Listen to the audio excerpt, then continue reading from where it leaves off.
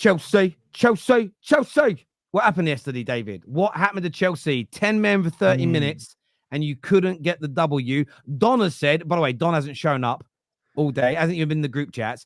Don said after the game, it's because Nottingham Forest are a really, really, really good team. I don't think he had the energy when they beat Liverpool, but he did yesterday. Break it down for us. What went wrong for Chelsea yesterday, David? We can't score. That's pretty much what happened. We had chances to win the game, especially when they went down to 10. But to be fair, their goalkeeper actually was just really good. Like, I'm not sure if you've seen it. Like, Cole Palmer did this touch where he knocked it around the defender. I actually don't know what he did, but the ball ended up in the right spot and he shot it. And the keeper saved it, and it's gone right back to Palmer. And Palmer's put it in the corner, and the keeper's got to it again. Like, their goalkeeper was really good. João Felix missed a sitter, and Cuckoo missed a sitter. And also, big up Robert Sanchez, because without Robert Sanchez, we would have lost that game in the last 13 minutes of added time, by the way. Ridiculous. How a joke. I don't know. It's a weird one. Like, Forest are actually like disrupt a lot of the top six this year because defensively they are actually just set up like very, very well. They are hard to break down. But it's just key once you get those chances, like take them. Because when it was 1-0 to them, I was thinking, oh, this is gonna be awful because they've now got something to hold on to. But we scored and made it 1-1, and we were just waiting for that second goal, and it just never came. So as long as if you score first against Forest, I think you beat them. If you let them score, then it's a whole different kettle of fish. But what I do find quite funny. No, do you know what I mean, Roms? Like you weren't worried when we weren't worried before they scored, and then they scored, and you went, this is going to be a long day. Yeah. It's going to be a long day, you know what I mean? Nuno has got them playing how when his Wolves team are at their best, it's very similar. He's got them to that level where hard to break down. When they get a lead, they can hang on to it. And that go back and look at his Wolves team. Even when they were in the Championship, they went to Anfield in the FA Cup and beat them. They always stopped Man United. They had some good results against every single one of us for that 3 or 4 year period where we had them playing well. Yeah. What I do think is quite funny though is how like people are celebrating us drawing against Forest. And to be fair, we've actually never beaten Forest since they've been in the Prem, which is wild. But I've got Arsenal and City fans celebrating us drawing, which tells me we're going in the right direction. So I'm happy. No, I can look at no, Giuseppe, let me finish. I can take a seat back and go, there are things we can improve on, and there are things we will improve on, because we are 6-7 game weeks into the season. But the fact I've got other rival fans watching my game, hate watching, going, oh, they drop points, get in. I know we're going in the right direction. And I'm happy about it. First thing, David, yeah. One, you are going in the right direction. We can all agree that when you see Chelsea, they are. Like, we'll be honest. Second of all, no. The reason is because this has happened to you twice now this season, where a big game happens and you got Chelsea fans twerking like the Wolves game. And last week when you beat Brighton and you're twerking and that, and then the following week, what happens? You just don't seem to do what you need to do to win the game. I know what you're saying. Nottingham Forest are a decent team and that, but you got to be beating them, bro. You got to be beating them when they go to 10 men with another 30 minutes left of the game, and you're Chelsea. Let's be honest. Yeah, no. But the thing is like, we all know that my squad's biggest issues, we don't have like a certified like goal scorer. When he needs one chance, he's going to score it. So again, I'm almost expecting these kind of games where we create chances and we don't take them.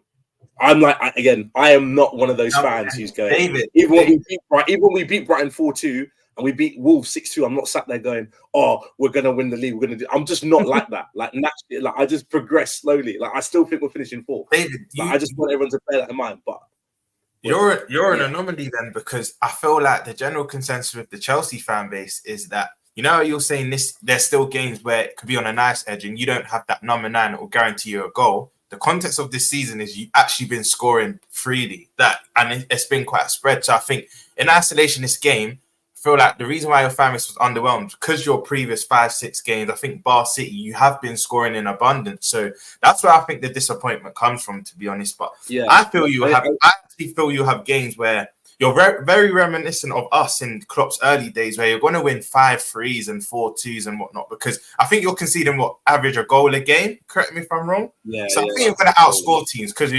your attacking abundance. But yeah, you're going to have a lot of games. I don't think you have many games like the Forest game. Put it like that. What I do think is quite interesting as well is like Forest showed up and said, we aren't going to let you have any space. Like Brighton showed up to us and went, we are going to try and put pressure on you. Brighton was dumb. Brighton was stupid though, and it's not a dig at Chelsea. They just, I agree, and I think for me again, it's always great when your rivals don't win, but in reality, I don't think we learned anything about Chelsea that we didn't know. You were the better team. You had the chances to win. One of the notes I put down during the game, I didn't really say it on the match reaction. I was more focused on Man United, was that there was an opportunity where Jackson kind of got the ball. I think it was a mistake from Forest, and he got the ball in a really good position, and his touch was poor. Didn't even really get his shot off. That was where I was like, as much as Jackson's going to score you goals, that is where if you had a Eucharist, that's where if you had an Osimhen, that's where if you had a Haaland, that's always going to be the difference between a Jackson and a striker of that level. When they get those half chances, those opportunities, they invariably miss. Where Jackson, and he's done it in the game against Crystal Palace. I want to say he did it in another game where you dropped points, and I'm not too sure who you played. They won that game, but he missed. Yeah, in Bournemouth. But he gets those opportunities, and you go, "Wow, they're going to win it here," and then he doesn't quite take it. Early chances he'll put away. Maybe if you're 2-0 up, he'll score a goal. But I think he's a good player, Jackson. But I just looked at that as well and thought that. But I agree with you. I was sort of watching it and thinking, this isn't a damning day for Chelsea. Yep, they had a stinker in front of goal, 100%. But that isn't going to happen every single week. And maybe I'm thinking about it from a United perspective. The performance is there.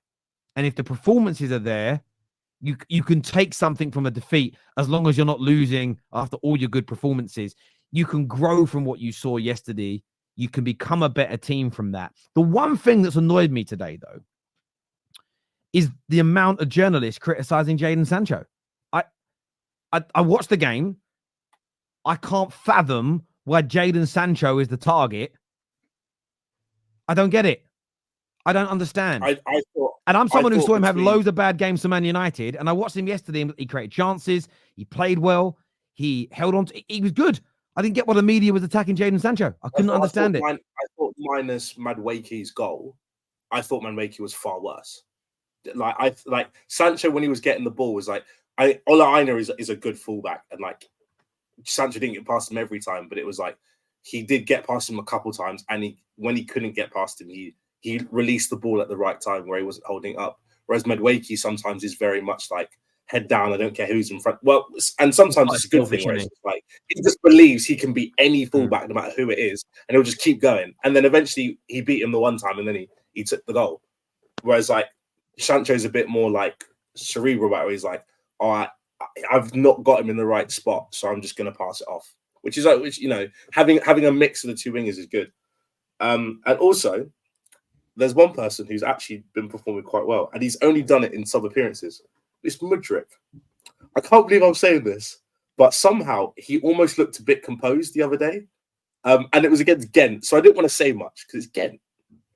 Yesterday, he put in 2 unbelievable crosses that should have won the game, and it just wasn't like it wasn't converted, which is, you know, it's unfortunate. But big up Mudryk. Big up Sancho, big up Madueke. The team's just playing well. I'm just happy my team's playing well because I haven't had this for like 2 years. And I don't hate my manager. I don't hate all the players. It's just nice. It's nice. I'm happy to be here. I'm 4 points off the top of the league. Am I going to win the league? No, I'm not. But I can still look at the top of the league and see, like, I can see it. I'm not 11 points away after 7 games. We get it. We get it. You're happy with your manager. Move on. It is painful. It's like you've just been. I don't know about you, Staffy. It's like I've never really been in this situation. I don't know if you have, but like you've just been left by your girlfriend. You're feeling lovesick on the train, and you see this couple all loved up, hugging and kissing and looking happy. Oh, love you, baby. Isn't it? like we get it, bro. You love your manager. You're happy with the progression. Staffy's been left. Staffy's You're been a left by a woman. We see now. We get it. He gets it. He gets it. Terry, jokes aside, I've You know been what's there. in It's not Valentine's? nice. Like it's Not Valentine's nice. Day and you're like, shit, I don't have a date. Nice. No, we have all been there. We have all been there. Every Listen, now it's and then. Valentine's and you don't have a date and you're just going to work and you see a couple making out on the channel. I'm like, bro, just get a fucking room. I don't want to see this. This is David right now. I don't want to hear that love story you have with your progression and how good your football is and how good your manager is. Yes, I'm jealous, guys. People are saying in the chat, no shit, I am jealous. Because the way he described everything, he was just describing the evil twin of me, the opposite of me. Oh, we're not 11 points. I don't even know how many points we're behind, but it could be 11, could be more. Oh, we're progressing. We're not progressing. Oh, I'm in love with my manager. I'm not in love with my manager. So we get it. We get it. I think we're 8 points. I think we're 8 points. We're 8. No, hang on. In fairness, we're only 6. We're 6 points behind Chelsea. 6, not 11. 6. No, he 6 said points the top. behind us. Yeah, we're I on think he 8 said we're points. not And you're 11 behind the top, something.